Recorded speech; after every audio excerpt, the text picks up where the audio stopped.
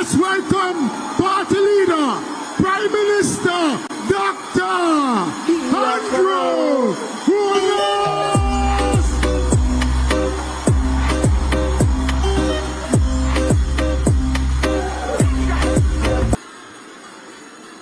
It took me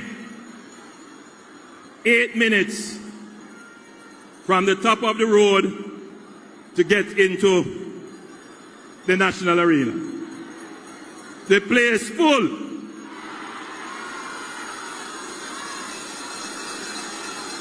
You have a crowd about 1.5 times the crowd inside here outside.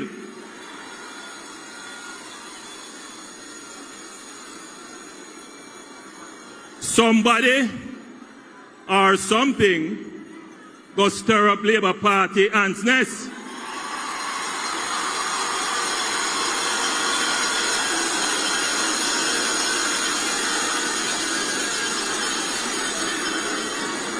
My Jamaican family locally and in the diaspora watching this broadcast, friends, dignitaries and observers in the diplomatic corps in attendance, executive members and officers and representatives of the Jamaica Labour Party on the platform. I make special mention of our friends from the Maroon community who are here with us.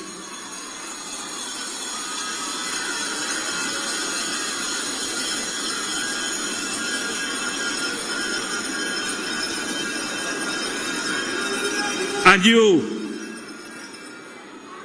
the faithful Labourites that form the bedrock of the Jamaica Labour Party. I greet you in the name of our eternal Father, who has blessed our land, who has guarded us with his mighty hand, who has been our light through countless hours of trials, and who grants us the wisdom and the strength to lead this nation to peace and prosperity and victory for the third term.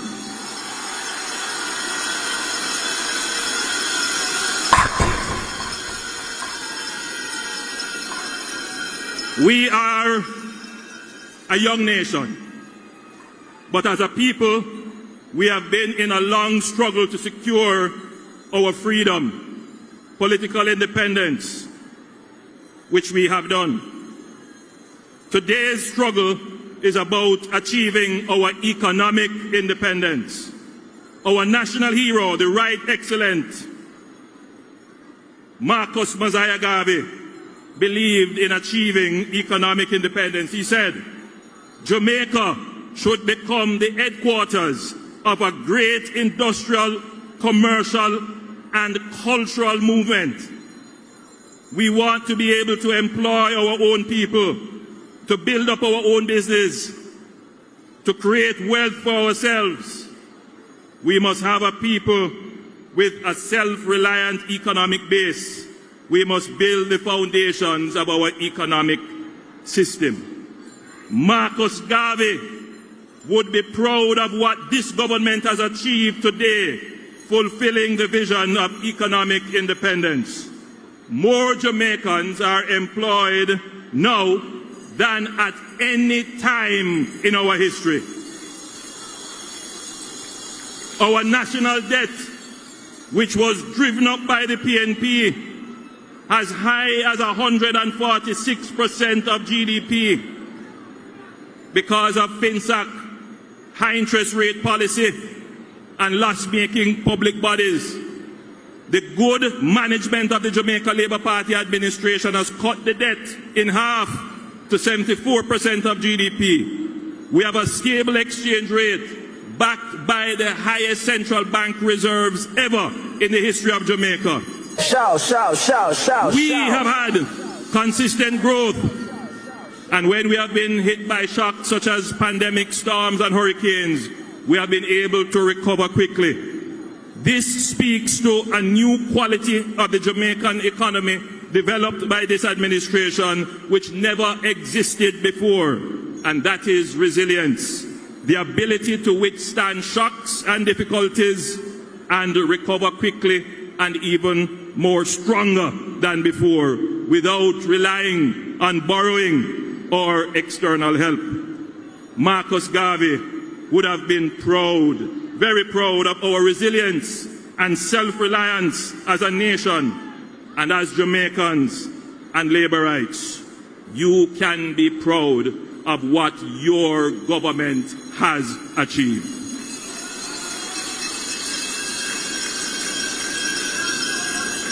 Economic management is a means to an end, ultimately cutting the debt in half, stabilizing the exchange rate, stimulating full employment, must translate into better roads, better housing, better health care, better education, better wages, better garbage collection, improved security, indeed a better quality of life for all Jamaicans. Your government understands this, but your government also understands that you cannot have a sustainably better life without a strong, growing and resilient economy. However, we would be mistaken to believe that a strong economy by itself will automatically lead to a better quality of life.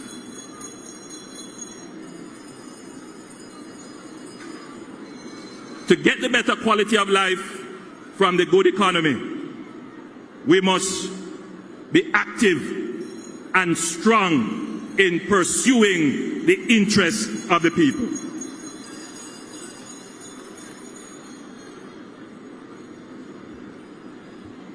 The people in Troy who were without a bridge for 2 years, the people in Rasta City who waited for their housing development for 5 years. They didn't have to wait because there was no money.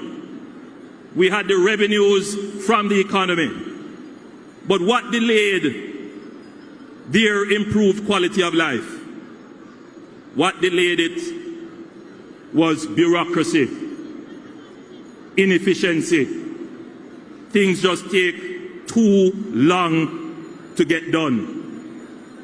We have the capital budget, but we don't convert it fast enough into the goods, services and products that you need. And so today, as we celebrate our good economic performance, we must now create a laser focus on becoming much more efficient. We must remove the roadblocks, the red tape, the bureaucracy, the unnecessary documentation. We must become more efficient in what we are doing. The theme of our conference is active and strong, delivering on the mission of prosperity for all. I want you to know that as my administration moves to the next chapter in our economic independence journey, in ensuring you get the benefit of a good economy, we will be active and strong in cutting red tape and bureaucracy which holds up and frustrates your prosperity. We are going to be active and strong in removing the legacy requirements and outdated requirements which place a burden on you and increase your cost of living. We will be active and strong in implementing innovative ideas and technologies that increase the efficiency and effectiveness in delivering prosperity. We will be active and strong in ensuring that the vulnerable in our society, the poor in our society, those that have been left out, those that feel frustrated, we are going to be active and strong in ensuring that they too can feel a part of the prosperity train of the Jamaica Labour Party. JLP cares for Jamaica. Come on, come on, come on, come on. care about the people of this country. We pay close attention to what is being said about the cost of living. We didn't create this crisis of cost of living, but we are the government, and we take responsibility for steering the ship through difficult and choppy waters. And that is why, Labourites, we have always been the better sailor, the better captain of the ship of Jamaica. Whenever Jamaica faces a crisis, it is the Jamaica Labour Party that is called upon to navigate the difficult times. And we have navigated the difficult times of COVID, of supply chain shocks, of hurricanes and other natural disasters, and we have done it so well that the rest of the world holds up Jamaica as the example of a small country that is doing what is right by its people, ensuring that we are not in debt, ensuring that we have our own resources to stand on our own 2 feet and deal with crises when they occur. But I'm so solid as a rock, they just can't stop me now. Under our CARE program, we announced the innovative initiative, first time ever in the history of Jamaica, a reverse income tax credit. Some of you inside here already get it.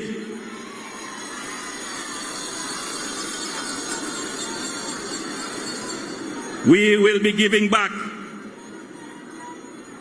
to persons who are self-employed or who are employed $20,000. And already we have given, when we make the payment coming up this week, 290,000 Jamaicans would have received the benefit of the reverse income tax credit. 290,000, to be specific, 290,912 Jamaicans have received cash back in their hand. When has that ever happened in the history of Jamaica? It has only happened under the Jamaica Labour Party.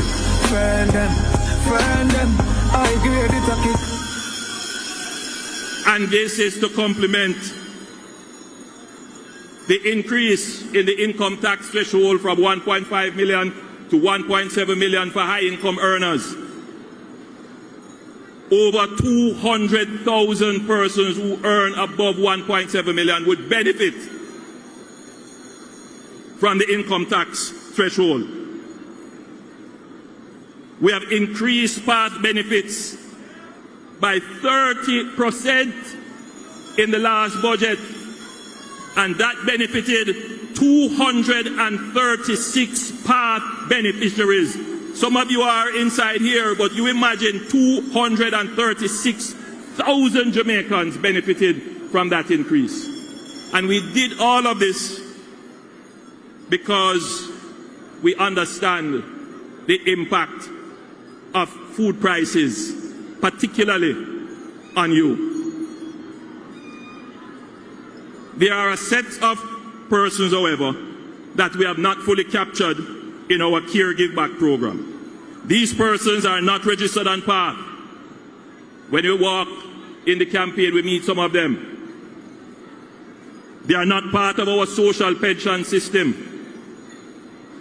They are not part of our NIS system. So they are just there. They're not registered, they're not known. And so they can't take part in the CARE program that the government is doing. Now, I wish to announce that starting in February, we will open applications for persons 18 years or older who are not registered on PATH, not part of the social pension, not captured anywhere or getting any benefit. They will be subject to a needs assessment by the Ministry of Labour and Social Security, and they will get their $20,000 check like everybody else.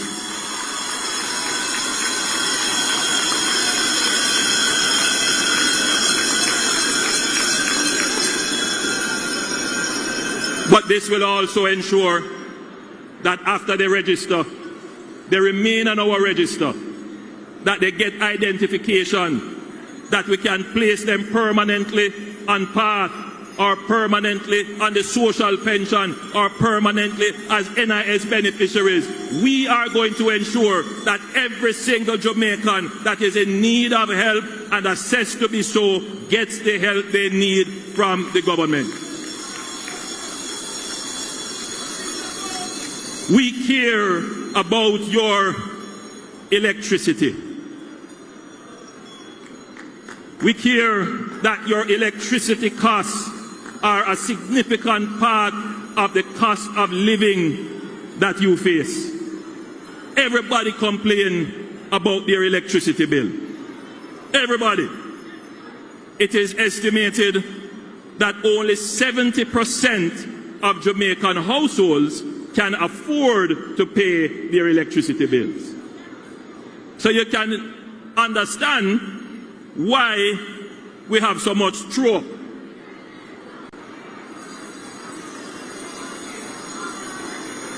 But the people who throw up, most of them don't want to throw up. What they want is an electricity market, an electricity system that allows them to pay within their economic means. But the system that we have is not designed like that. While we have diversified our fuel sources, built more modern and efficient plants, we have integrated renewables, and by the way, next week, Minister Vaz will announce the winners of the 100 megawatt bid for renewables in Jamaica. In other words, we are increasing significantly renewables on our grid. While we have done all of that, there is still more that can be done to make electricity more affordable to Jamaicans, particularly those Jamaicans who earn minimum wage. Because we care and because we are a capable government, because one thing to say you care but you can't do it. We are a caring government. We are a capable government. It's one thing to say you care and you're capable, you still might not do it. So we are a caring, capable, and active government. We are active in our care for the people. We demonstrate the care that we have for our people.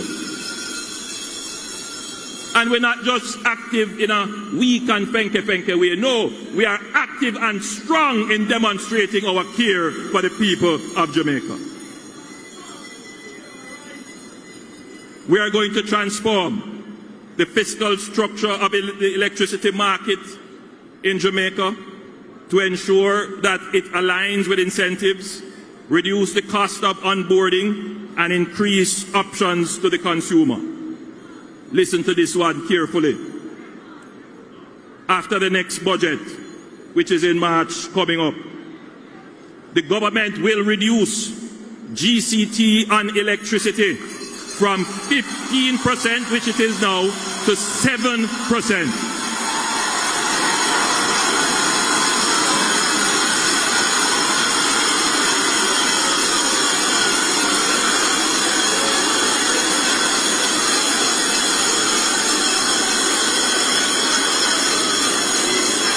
Shout, shout, shout, shout, shout. JLP! We will. I tell you, I come here for business. I come here for action and for strong action.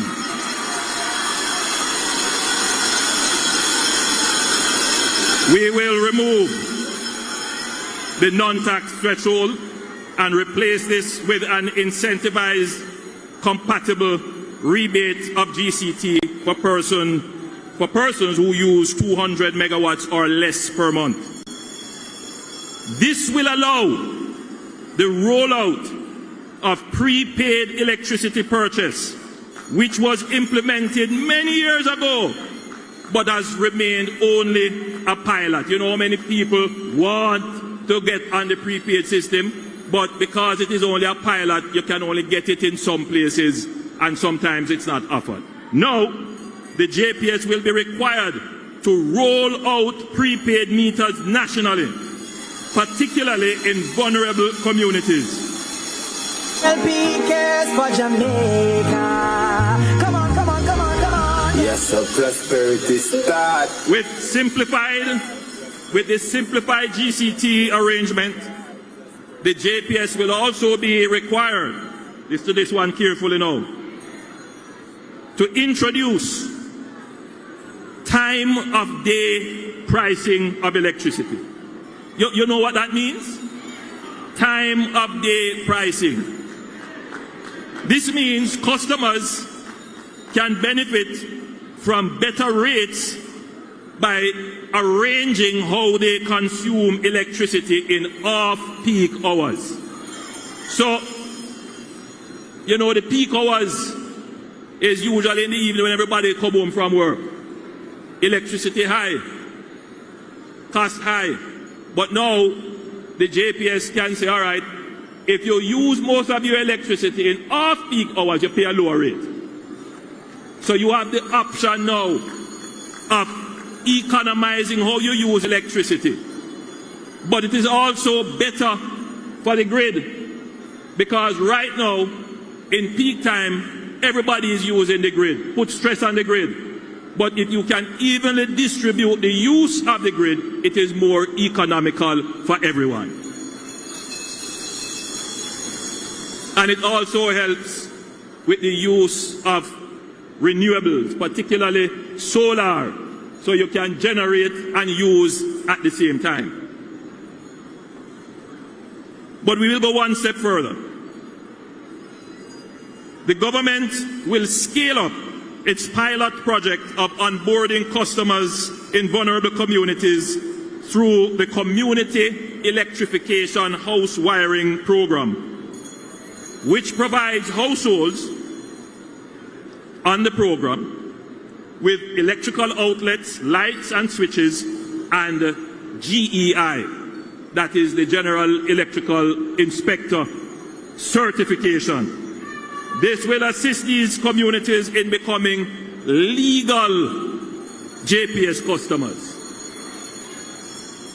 So the Jamaica Labour Party will reduce the cost of becoming a legal JPS customer. We will reduce the tax burden on electricity, and we will improve the efficiency of the electricity sector. We will reduce the cost of living to you that electricity poses, and we will increase our growth prospects by having a more efficient electricity grid, thereby increasing our prospect for growing the economy. This is how an active, strong, and caring government demonstrates its care for the people. Shout, shout, shout, shout, shout. But more than that, this is now the beginning of finally addressing this issue of energy poverty, which we see right across Jamaica, that robs the people of their dignity, that they have to steal electricity in order to survive. This government will change that and change that mentality in our land. We will restore the dignity of our people. JLP! My Jamaican brothers and sisters, water is life. And we must do everything to ensure every Jamaican can legally access water. Minister Samuda has been doing a good job in getting the water projects off the ground and bringing water to the people. But I know that we can't do it fast enough. I understand the frustration of the lady I met in Northeast Manchester who told me that she has been carrying water from she's a little girl, and she's 76 now and she can't carry water anymore. I understand that. And I give her the assurance that we are working as hard as we can, as smart as we can, as efficiently as we can to bring the water projects to fruition so that no 70-year-old lady has to walk with water on her head.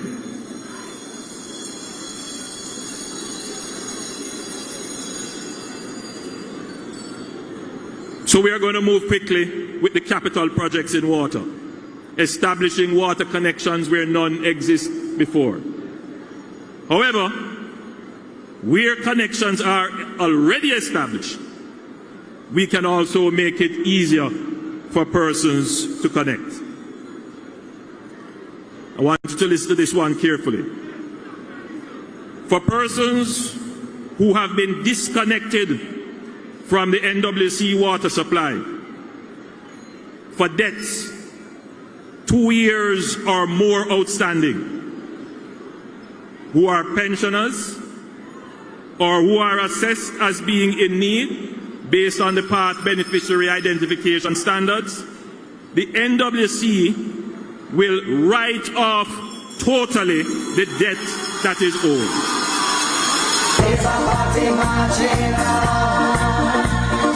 Marching on to victory. Labour Party marching, Labour Party. In addition to that, we will waive the reconnection fee. This is aimed at giving relief to those persons who are suffering from weighty bills, particularly those who have had major leaks in their house and they just can't pay. But there is a connection there. There is a pipe that runs past their home, but they just don't have water because of these bills. But it will also help in the transfer of property, because there are many persons who want to transfer property but bills are owed on the property. They would have to clear it first before they can transfer it. So in a way, this is also increasing economic activity. When we say we're going to get strong and active and clearing away bureaucracy, clearing away unnecessary requirements, clearing away legacy issues, this is an example of what the government can do to make the cost of living easier to you without expending 1 cent more. Just changing the bureaucracy. That is what we mean when we say we're going to pivot. All my ministers have been directed that they must look in their ministries and find these kinds of nuisance and legacy requirements that don't bear any relevance to today, and let us move them away so that the people can get their prosperity much more quickly. Hold on to what you got. Hold on to what you got. Hold on to what you got. Now, this amnesty will last for 3 months, and it will start the 2nd of January.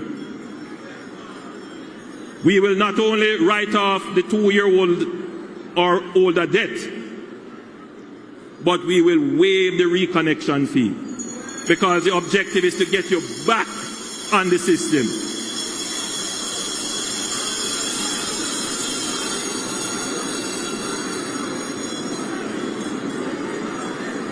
Now, if you were disconnected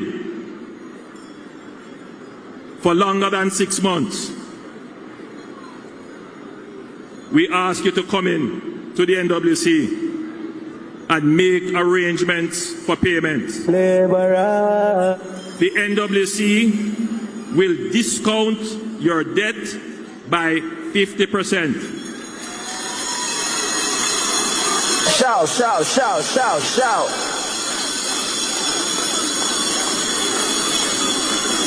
And if there are special cases, as assessed, the discount might be even higher. This is how the government shows in a tangible way that it cares. This is how the government is dealing with the cost of living that you face.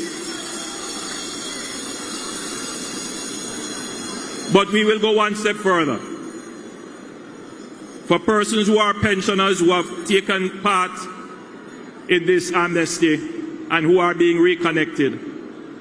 If the reconnection is as a result of a suspected leak, the NWC will provide a leak detection service to ensure that the pensioner does not end up back in the same situation as before. No, sister, we are create waves like the ocean, yeah.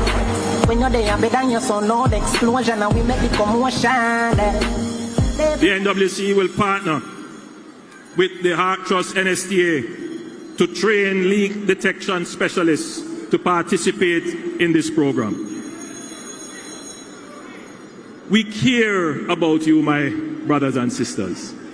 This government is a caring government, a capable government, an active government, and a strong government.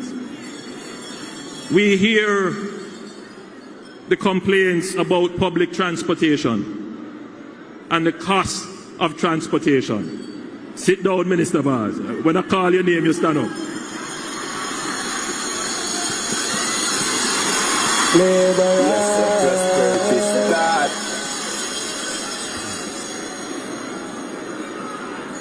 Public transportation is already heavily subsidized in areas served by the JUTC.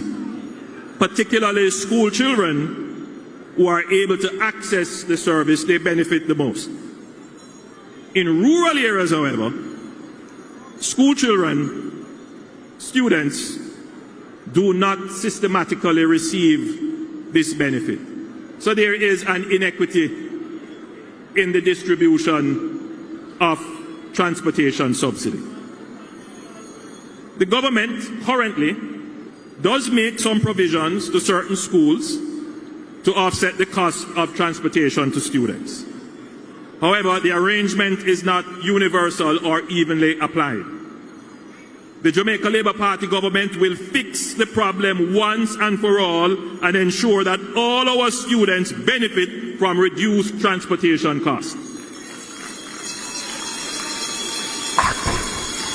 Minister Vaz, you can stand up now. Jamaica Labour Party. Minister Vaz has been directed to deploy 100 new buses that he got earlier this year to urban centers in rural areas. I'm happy to see that a bus route has been established from Kingston to Morant Bay, and that is just the first in many to come. The Montego Bay Urban Transit Company was refleeted with 12 buses which currently benefit 6,000 students from St. James, Hanover and Trelawney. By mid next year, by June, July next year, 100 new buses will be added to the fleet again.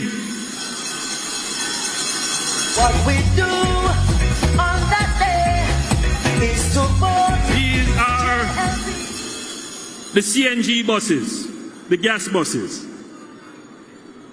compressed natural gas, that are far more efficient, that reduce the theft of fuel, and are far more economical to operate. And you know who will get the benefit of that saving? You. That is the result of active, caring, strong, transformational, thoughtful leadership that the Jamaica Labour Party gives to the people of Jamaica. You had the better hold on. Hold on to what you got. You had the better hold on. Hold on to what you got. These buses, 'Cause if you think no. these buses, these new 100 CNG buses will be distributed to urban centers in rural areas. So they will go to the urban townships, the town capitals. So that will help in ensuring that students in these areas get access to subsidized transportation. But secondly, to complement the expansion of the JUTC service, Minister Vaz has been directed and has started to develop a cashless payment system with private PPV operators so that they can carry children. The children will have a card. On that card will be the subsidy from the government that they can pay directly to private transport operators. JLP, labor rights.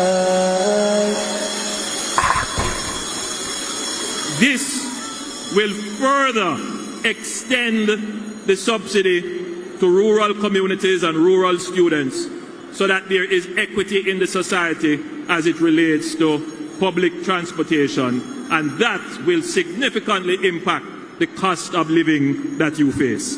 Again, the vision, action, thoughtfulness of a strong and caring government.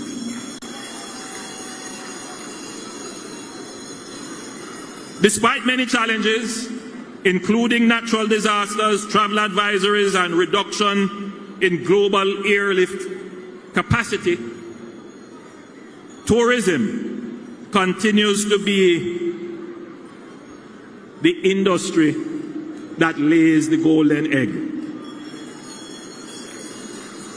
We must protect the tourism industry and ensure that it continues to grow in a sustainable way. We support the workers of the tourism industry as they seek fair compensation and better work conditions.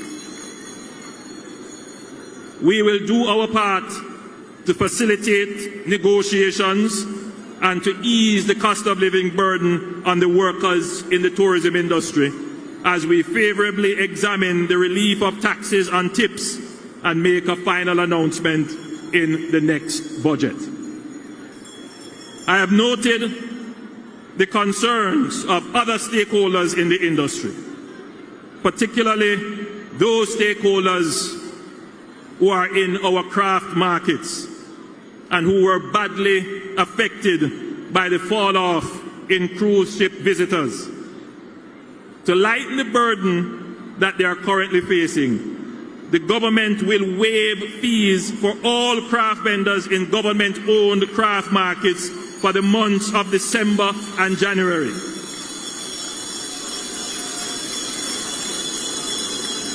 And we will write off any outstanding fees owed by the craft vendors. This is designed to ease the economic burden on the craft vendors and give them a head start in the winter tourist season that is up and coming now. The craft vendors of St. Ann have been hit the hardest because of the damage to the Ocherius cruise ship pier. As such, I have instructed that the waiving of fees for the craft vendors in St. Ann will extend until June of next year when the pier is set to reopen.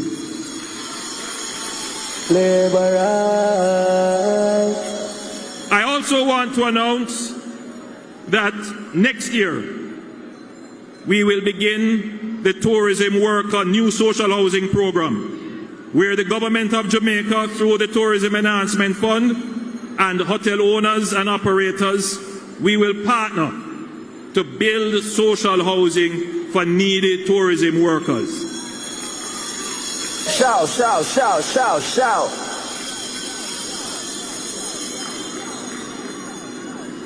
And there is more, but I can't say everything right now.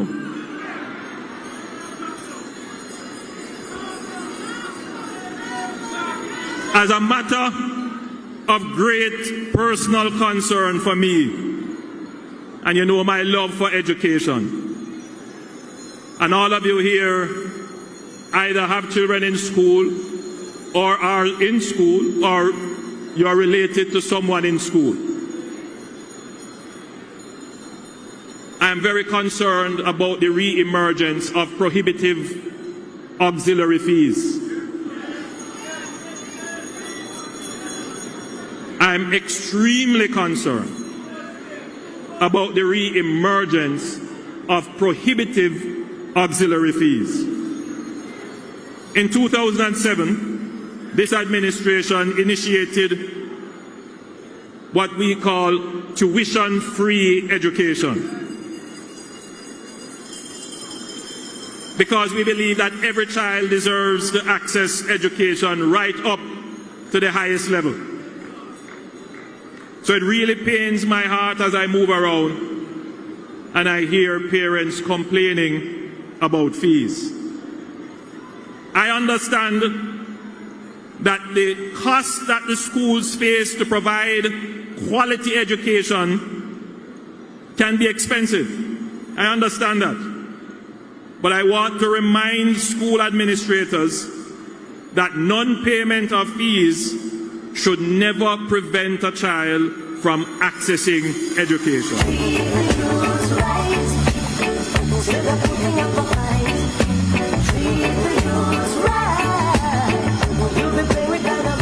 Under this government, no child will be denied access to education due to financial constraints. We are seeing a concerning increase in the rate of non-attendance at school and non-registration at school. And this is particularly since the passage of the COVID-19 pandemic. It is in all our interests to have all our children in school, regardless of their ability to pay.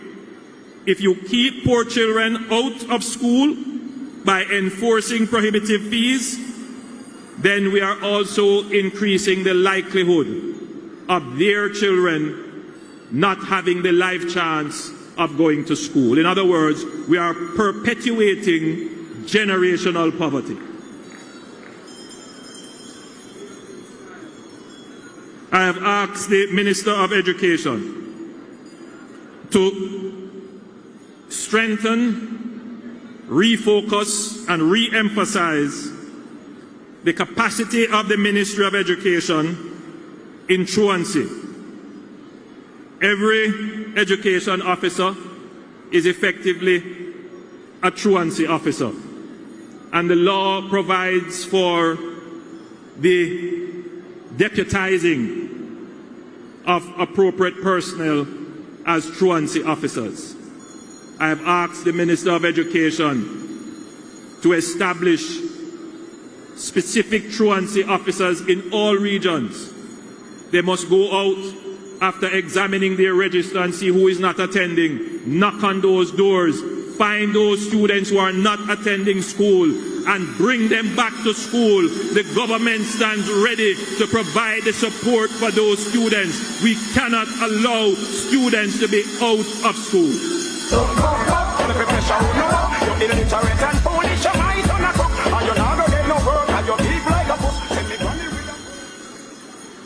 For this academic year alone, we are spending $7.4 billion for school feeding.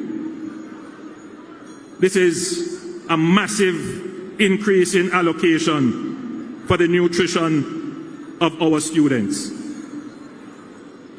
We are spending significant resources to get our children in school, and we are committed to spend even more to get the last child who is not in school in school.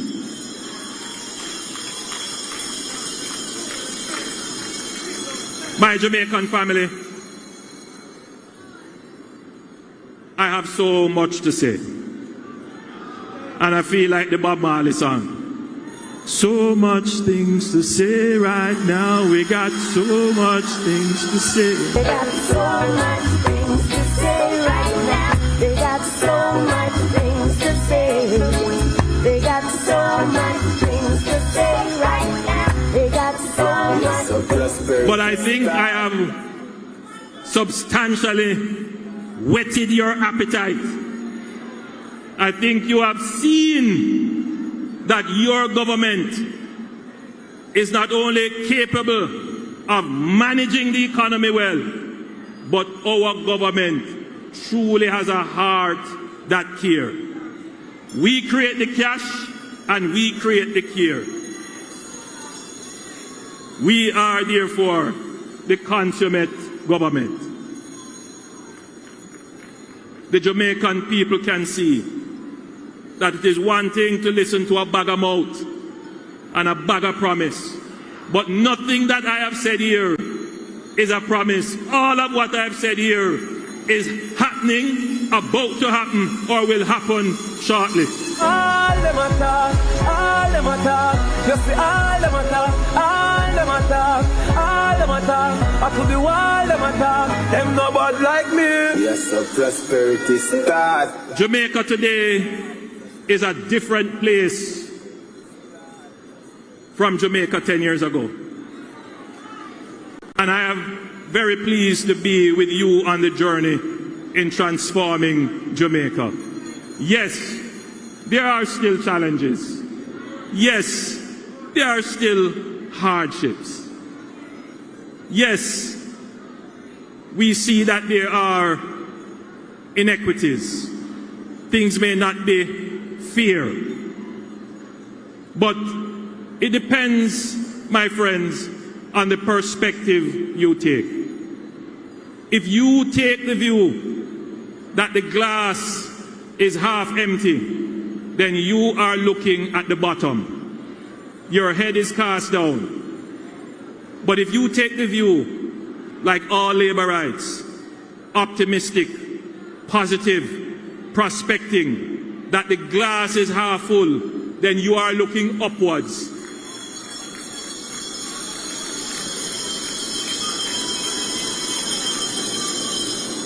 So I say to all Jamaicans, the Jamaican glass is not half empty.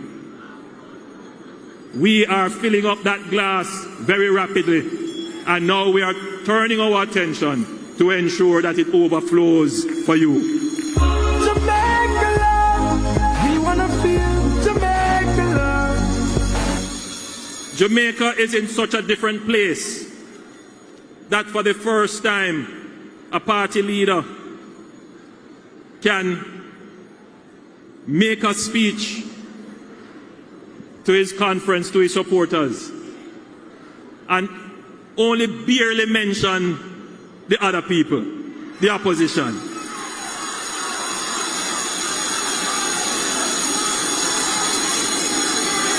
We are not in a fight with them. They are not in our league. We're not running any race with them.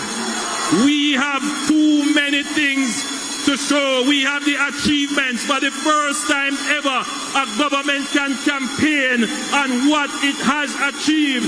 A government can campaign on showing the people what will come, not empty promises, but you can look on the track record of achievement and make a judgment. If you were to ask yourself, who is capable of delivering the future that you want, then it must be the Jamaica Labour Party. Them no inna my leg, no inna my leg.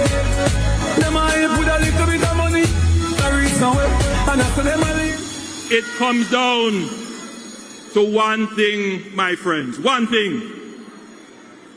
The Jamaica Labour Party always fixes things. The Jamaica Labour Party always builds things. The Jamaica Labour Party deals with now, and it deals with the medium term, and it deals with the long term. The Jamaica Labour Party knows how to steer the economy and at the same time ensure that the people who are on the ship don't die from seasickness, because we know how to properly maneuver the heavy waves and the white squall and challenges that come when you are running a country. My dream, my dream, my dream, my dream, my dream. Tell you my dream is Good sailors we are. But what it comes down to, my friends, that we must always have in front of us as we consider that a time for decision is near. That whenever the other people have the helm of the ship, they run it aground. They mash it up. They create problems every time, bar none. And that is why, my brothers and sisters, I continue to offer myself. I not only have so much things to say, I still have a lot of things to do.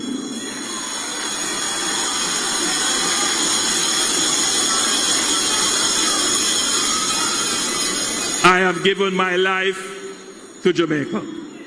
I am yours.